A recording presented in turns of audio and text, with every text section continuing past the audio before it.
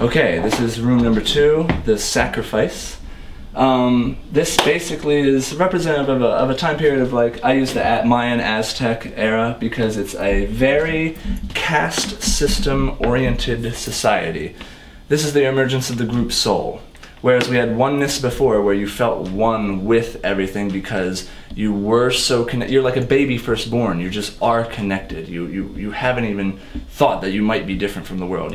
But you haven't developed any way to create society or structure. This is where structure first starts to emerge. You no longer have to follow the herd. You can put a fence around the herd and pluck out what you want to eat one by one. You no longer have to worry about animals coming in or threats from the outside coming in to hurt you or kill you. You can build up walls and defenses and things like that. You start to develop language, the first articulated deities, this is art, architecture, all take great leaps.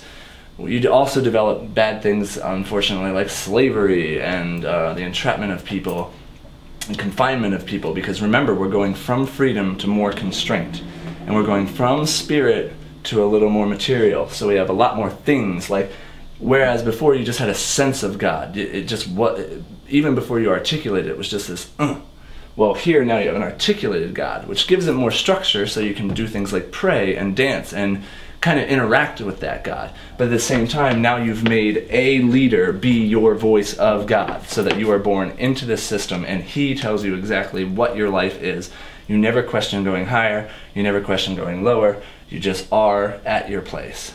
That's, in a certain way, why sacrifice was, some people see it as a very brutal thing, but it wasn't really experienced that way at that time. It's just sort of like, divinity, we're still on the very upward level, so it's very spiritual still. Like the realms of the afterlife were just like a threshold away, you know what I mean? So your flesh was just a way of just shedding a layer and going back to your ancestors and to what life truly was.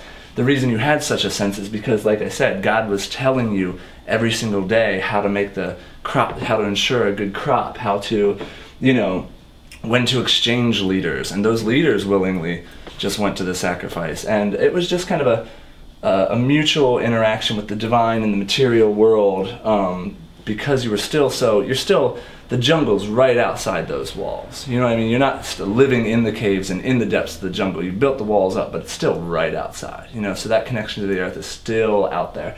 Very real, but you now have leaders and structures that keep you in a group soul, to where you are one with everybody, but in a very immature way. Like I said, the left side of our arc is going to be the immature versions of things that we will resolve on the right hand side. So it's immature in the fact that, like, because I haven't even developed the ability to question things on my own and have even an immature ego structure emerge, invaders like Pizarro can come in with, like, you know, tens to hundreds of guys and overthrow hundreds of thousands of people in a very traditional organized city.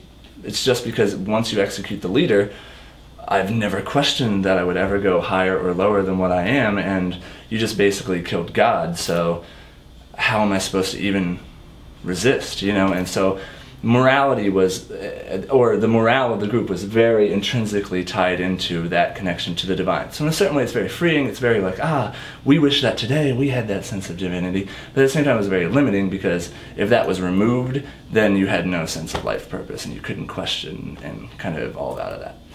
The ability to do that leads to big advancements in our third room, so let's go there.